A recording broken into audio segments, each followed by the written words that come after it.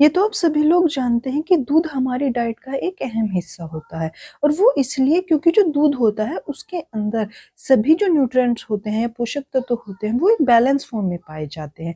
यदि हम micro nutrient की बात करें या मैक्रो न्यूट्रिएंट्स की बात करें, ये दोनों ही दूध के अंदर पाए जाते हैं। नमस्ते दोस्तों, मैं वैशाली अपने न्यूट्रिशन टिप्स के चैनल पर आप सभी लोगों का स्वागत करती हूँ। आज मैं आप लोगों के साथ बात करूंगी दूध में पाए जाने वाले मिनरल्स के बारे में। ये तो आप सभी लोग जानते हैं कि दूध के अंदर मिनरल्स जो होते हैं वो काफी अधिक मात्रा में पाए जाते हैं। पर क्या आप ये जानते हैं कि कौन कौन से मिनरल्स दूध में ज्यादा पाए जाते हैं और कौन से मिनरल्स दूध में कम पाए जाते हैं, और दूध का कितना अमाउंट कंज्यूम करने पर इन मिनरल्स की डेली रिक्वायरमेंट पूरी होती है। सबसे पहले हम बात करते हैं कैल्शियम के बारे में। दूध में कैल्शियम काफी अधिक मात्रा में पाया जाता है। यदि आप आसान तरीके से अपनी डेली रिक्वायरमेंट पूरी करना चाहते हैं कैल्शियम की, तो आप दूध का सेवन अपनी डाइट में जरूर करें। जो कैल्शियम होता है वो हमारी हेल्थ के लिए एसेंशियल मिनरल्स होता है, क्योंकि जो कैल्शियम होता है वो हेल्दी ग्रोथ के लिए, यदि आप अपने दांतों को और हड्डियों को काफी लंबे समय तक हेल्दी रखना चाहते हैं या अपने टीथ और बोन्स की हेल्थ को मेंटेन रखना चाहते हैं, तो इसके लिए भी कैल्शियम जो होता है वो काफी आवश्यक होता है। और साथ ही साथ जो कैल्शियम होता है वो ब्लड क्लोटिंग और मसल कॉन्ट्रैक्शन के लिए भी काफी जरूरी होता है। यदि एक 6 साल का बच्चा डेली 1 गिलास सेमी स्किम मिल्क यानी एक बार मलाई उतरा हुआ दूध पीता है, तो उससे उसकी जो कैल्शियम की डेली रिक्वायरमेंट होती है वो 55% तक पूरी हो जाती है। साथ और यदि कोई 20 से 60 साल की बीच की उम्र का जो व्यक्ति होता है वो डेली 1 गिलास सेमी स्किम मिल्क कंज्यूम करता है, तो उसकी 35% कैल्शियम की डेली रिक्वायरमेंट पूरी हो जाती है। अब बात करते हैं फास्फोरस की। फास्फोरस भी जो होता है वो दूध में काफी अधिक मात्रा में पाया जाता है, और कैल्शियम के बाद हमारे शरीर में जिस दूसरे मिनरल्स की रिक्वायरमेंट सबसे ज्यादा होती है वो फास्फोरस होता है। और जो दूध होता है वो फास्फोरस की रिक्वायरमेंट को पूरा करने का सबसे आसान और सस्ता तरीका होता है। फास्फोरस को आपको अपनी डाइट में लेना इसलिए भी जरूरी होता है क्योंकि जो फास्फोरस होता है वो कैल्शियम और प्रोटीन के मेटाबॉलिज्म में हेल्प करता है। यदि आप सही मात्रा में अपनी रिक्वायरमेंट के अनुसार फास्फोरस का इंटेक नहीं करते, तो जो कैल्शियम और प्रोटीन का मेटाबॉलिज्म होता है वो सही से नहीं होगा, और जब इन दोनों का जो मेटाबॉलिज्म वो सही से नहीं होगा तो शरीर में इन दोनों न्यूट्रिएंट की डिफिशियंसी होने लगेगी। साथ ही साथ जो फास्फोरस होता है वो बोन्स और टीथ की हेल्दी ग्रोथ के लिए भी जरूरी होता है।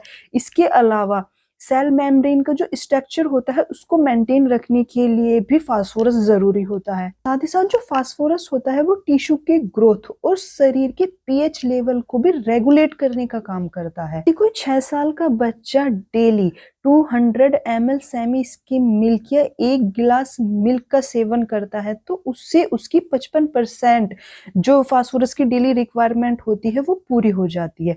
यदि कोई 20 से 50 साल के बीच का व्यक्ति डेली 1 गिलास मिल्क का सेवन करता है, तो उससे उसकी 36% जो फास्फोरस की डेली रिक्वायरमेंट होती है वो पूरी हो जाती है। अब बात करते हैं आयोडीन की। आयोडीन भी जो होता है वो दूध में काफी अधिक मात्रा में पाया जाता है। यदि हम डेली दूध का सेवन करते हैं तो हम अपनी आयोडीन की जो रिक्वायरमेंट होती है उसको काफी हद तक पूरा कर सकते हैं।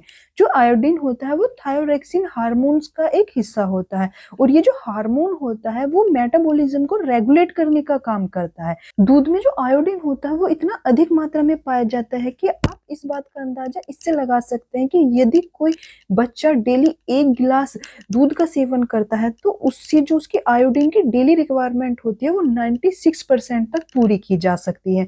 यदि कोई व्यक्ति जो 20 से 50 साल के बीच का होता है वो डेली 1 गिलास दूध का सेवन करता है, तो उसकी जो डेली आयोडीन की रिक्वायरमेंट होती है वो 44% तक पूरी की जा सकती है। लेते हैं दूध में पाए जाने वाले एक और मिनरल्स के बारे में, और जो है मैग्नीशियम। मैग्नीशियम भी दूध में काफी अधिक मात्रा में पाया जाता है, और जो मैग्नीशियम होता है वो हमारी हेल्थ के लिए काफी एसेंशियल होता है, क्योंकि जो मैग्नीशियम होता है वो स्केलेटन डेवलपमेंट के लिए, प्रोटीन सिंथेसाइज के लिए और मसल्स कॉन्ट्रैक्शन के लिए काफी जरूरी होता है। हम दूध से प्राप्त होने वाले मैग्नीशियम की मात्रा की बात करें तो यदि कोई बच्चा 1 गिलास दूध का सेवन करता है तो उससे उसकी 19% तक जो मैग्नीशियम की डेली रिक्वायरमेंट होती है उसको पूरा किया जा सकता है। साथ ही यदि कोई व्यक्ति जो वयस्क व्यक्ति होता है वो 1 गिलास दूध का सेवन करता है तो उससे उससे लगभग उसकी 7.5% तक मैग्नीशियम की डेली रिक्वायरमेंट को पूरा किया जा सकता है। अब बात करते हैं हम जिंक के बारे में। दूध में जिंक भी पाया जाता है और जो जिंक होता है वो हमारे शरीर में जो इन्फेक्शन होते हैं उनको कम करने का काम करता है, हमारी ग्रोथ के लिए जरूरी होता है। जो घाव भरने की जो क्षमता होती है जिंक उसको भी बढ़ाने का काम करता है। साथ जिंक के साथ साथ जो दूध होता है उसमें पोटेशियम भी काफी अधिक मात्रा में पाया जाता है, या जो दूध होता है वो भी पोटेशियम की प्राप्ति का एक अच्छा स्रोत होता है।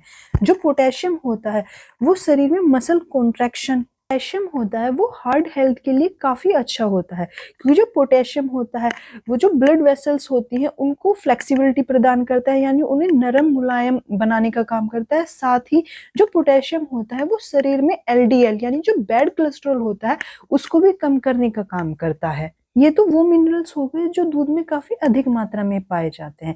अब बात कर लेते हैं उन मिनरल्स के बारे में जो दूध में काफी कम अमाउंट में पाए जाते हैं। जो सोडियम, सिलेनियम और आयरन होता है यह दूध में काफी कम मात्रा में पाया जाता है।